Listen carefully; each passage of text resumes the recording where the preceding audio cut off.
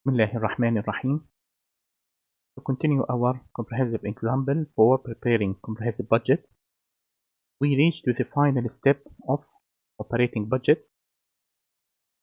The final step in operating budget is preparing budget income statement. In preparing budget income statement, we have here the current slide here talked about how to find manufacturing cost per unit. Okay, manufacturing cost per unit we have here the manufacturing elements, direct materials, direct labor, manufacturing overhead.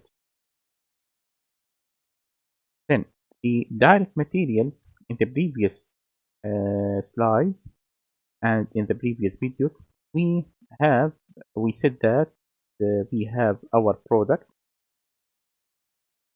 right, our finished goods product, right. The right is the output of the manufacturing process, which is our output. The right is the product we sell to our customers. The right we sell it for $60 per unit.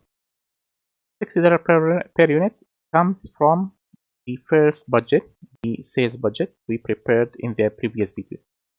Okay, then we must know here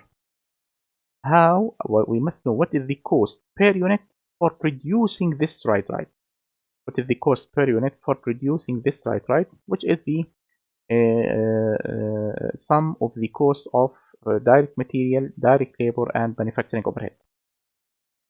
Then, from the previous videos and previous lectures and the previous slides, we said that from the direct materials budget, we said that we need 2 pounds of direct materials for every unit of right. We need 2 pounds of input here, which is direct material, to produce 1 unit of output, which is right, our product. Every unit of direct material will cost us $4 per unit. Here you can go back for the previous videos when we talked about direct materials budget. Then 2 pounds per unit of right. We want 2 pounds of direct materials to produce 1 unit of right. Multiply by $4 per unit of direct material. 2 multiplied by 4, we have $8 per unit of the output of our product. Here, $8 per the unit of output, which is right, our product. Here, you notice that $4 here is per 1 unit of input. Per 1 unit of input, per 1 unit of direct material. And when we multiply it by 2 pounds, or quantity of 2 pounds per unit of the output, we reach to how many dollars every unit of output will need. Okay, here we have, or will cost us, here we have $8 per unit. Then in the same manner, we have direct labor. Direct labor, every unit of right needs 2 hours for every unit of right to be produced. We need 2 hours of labor work to produce 1 unit of right. Okay, every hour cost the company $10. We pay for every hour the labor work. We pay or anticipate to pay $10 per hour. Then 2 hours required to produce 1 unit of right. Multiply by $10 per hour. We have here $20 per unit of right, per unit of output. Every unit of right of unit of our product will cost us $20 of direct labor and manufacturing overhead. In the previous videos, we mentioned that we apply manufacturing overhead according to direct labor hours. Then, according to direct labor hours, every unit of output needs 2 hours of direct labor work. Then multiply by 8. Here 8 we calculate from the previous.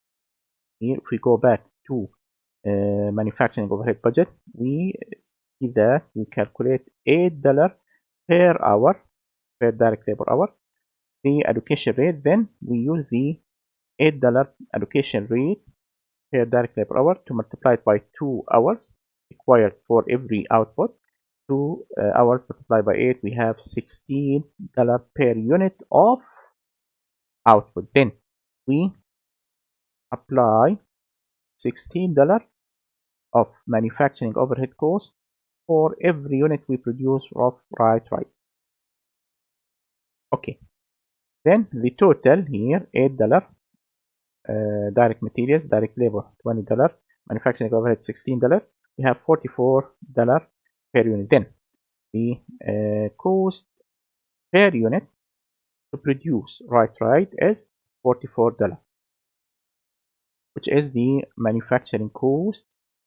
As we said that, we assume here that we use the absorption method, not the variable method, because by default, when we prepare our budget for comparing our actual result when with the budgeted results, with the anticipated results, and for the preparing the financial statements for external purposes in the coming years, and comparing the financial statements results, actual results, with the budgeted income statement. As we see here, we here use the absorption, or we assume that we use the absorption method. If we want to use the variable method, we must mention that in the question, or the question must have information that clarify the method is the variable method, not the absorption method. Okay, here we have $44, the cost per unit of the right, the manufacturing cost per unit of the right is $44 per unit. Then we must multiply 15,000 units we anticipate to sell, we expected to sell. From where this come? 15,000 units we anticipate to sell. This comes from sales budget. The first budget we prepare when we preparing comprehensive budget or operating budget. The first budget we prepare is sales budget, and in sales budget we anticipate that we have 15,000 units we anticipated to sell in the coming year. We multiply this by $44 per unit. Then we have $660,000 cost of goods sold. This is the cost of goods sold we need to prepare the income statement. Then we have $660,000, the total cost of goods sold. The cost per unit, the manufacturing cost per unit to produce 1 unit of fried rice is $44 per unit, and we sell every unit, or anticipate to sell every unit, for $60. Then the cost of goods sold, total cost of goods sold is $660,000 per unit. Dollar in total. $660,000 in total is the cost of goods sold. You remember that from the previous slides that we have here, we go ahead for preparing operating for preparing the last step of operating budget, which is budget income statement. Here we have his company, the company name, the report title, budget income statement. Here we have budgeted income statement to distinguish this income statement from the actual income statement, which would we call it income statement simply. Okay, not budgeted. Here we have budgeted to distinguish this budget from this report from actual income statement. Okay, then we have budget income statement, which we anticipate to be occur at the coming year. Okay, the coming year, and we assume that the coming year is 2014. As the traditional income statement, we have to start with sales. Sales is 900,000. Okay, $900,000 comes from the first budget. If you go back for the first budget, which is sales budget. If we go back here for the sales budget, okay, sorry, for the sales budget, this is the first budget we prepared, and here in the first budget we prepared, we anticipate that we have $900,000 of total sales, which is 15,000 units multiplied by $60 per unit selling price, anticipated selling price. Okay, then go forward here, and we have sales 900,000 minus cost of goods sold, which is $660,000. Okay, which is 15,000 units anticipated to be sold, and multiply each he multiply by $44 per unit cost of goods sold per unit, which is the manufacturing cost per unit for producing our output. Gross profit here 900,000 minus $660,000, we have $240,000 gross profit. $900,000 minus $660,000 cost of goods sold, we have $240,000 gross profit. Minus selling and administrative expenses, which is $180,000. From where this figure comes from, the previous video, we have $180,000, the total selling administrative expenses we anticipated in the coming period. Then here we have this figure, $180,000, $240,000 minus selling and administrative $180,000. We have income from operations or operating income $60,000. $60,000 is the operating income or income before interest and taxes. Minus interest expense here in our illustration, or that in the income statement come from the individual operating budgets.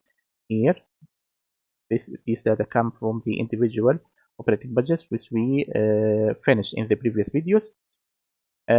Except the following, we have additional information in our example or our illustration. Interest expense expected to be $100. Then we have minus interest expense $100, $60,000 minus $100, we have $59,900 income before income taxes, minus $12,000, which is income taxes given in our illustration. Income taxes are estimated to be $12,000. Then $59,900 minus $12,000 income taxes, we have net income $47,900.